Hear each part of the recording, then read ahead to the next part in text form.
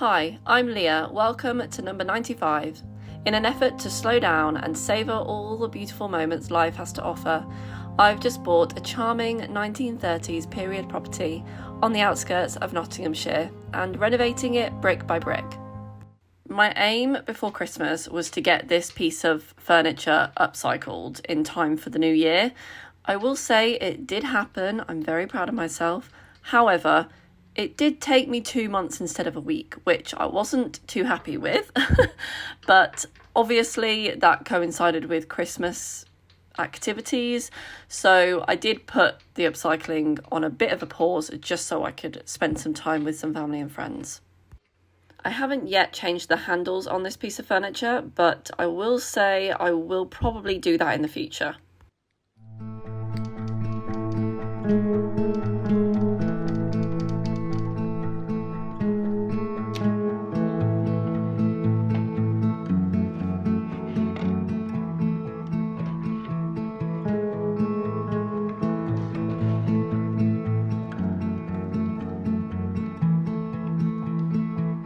The question is, do I take the doors off? I decided it was probably best to take the hinge off.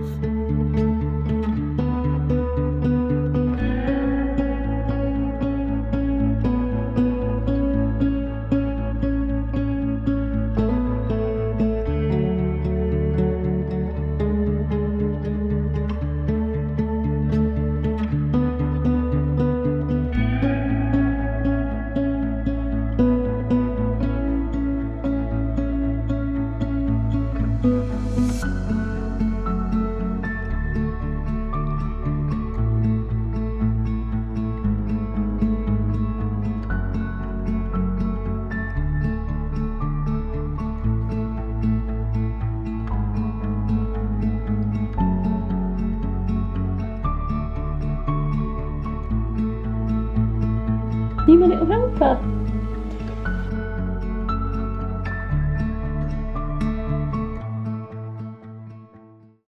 Then it was time for me to sand the wood, and I will say I was very excited at the start and I was very thankful I was finishing by the end.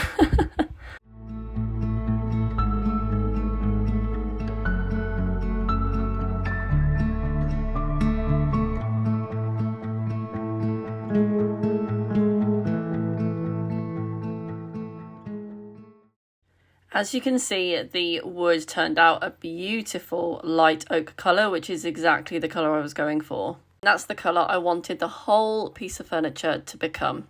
And don't worry, I won't bore you too much with footage of me sanding the wood. I know that is very boring and you probably don't want to see too much of that. But there was a lot to do. There was actually more than I thought. I think when you first do a job like this, you don't really know how much you need to sand, but by the end I'd used a lot of sandpaper. The sandpaper you can see on the sander, I will say, was probably the best quality sandpaper I had used, and it actually was the one that came in the box with the sander. I will say, now that I've kind of tested a few different sandpaper qualities, I would probably recommend going for the slightly higher quality sandpaper because it just is not as good. And it probably took me twice as long to do the other pieces of wood with the other sandpaper. So just bear that in mind when you're going to sand specifically a large piece of furniture, I'd say. And my husband did pop down and help as well.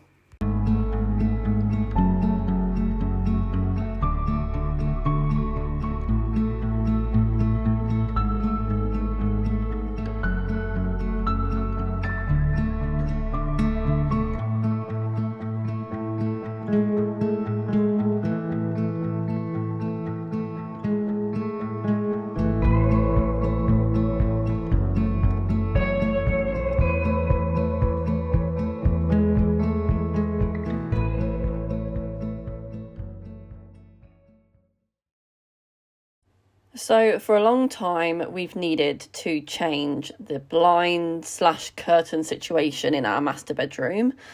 And so today was the day. As you can see, the master bedroom has commercial blinds. No, I don't know why.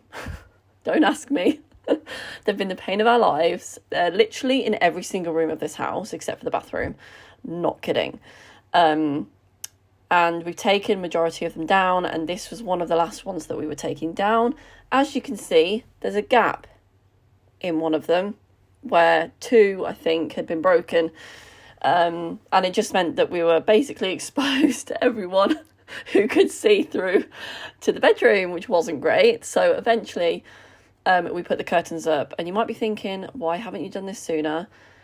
Purely because it wasn't as simple as just putting them up. Our walls to the house are not cavity walls, they are brick walls, and so it just means that everything is just more complicated. So it literally took us about 4 hours. That did include going to the shop to get something, but it took us about 4 hours to do. So by the end, you'll see that it's dark.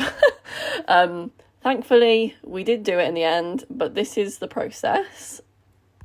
I can't tell you how much light came in through that window when we took down those commercial blinds. I actually found that it made the window feel bigger when we had curtains. So that's just something to note if you're planning to renovate and putting in some curtains or blinds. I actually think the windows look smaller with blinds / commercial blinds. So I don't know if that's just because they were commercial ones and they were vertical, but honestly, I can't tell you the difference that it's made. Just as a tip for your renovating, if you're using sealant, make sure that you cut the tube on an angle. It really helps the process. The reason why we were using sealant is because there was gaps around the window in the master bedroom that was letting in so much wind to the point where the commercial blinds were actually swaying. I will also say this is probably the first time that we've ever properly used sealant in this way, so please forgive us if it's not the most clean job. There is so much to do in this house that we'll probably redo that anyway at some point, so don't stress too much. It was just basically a stopgap.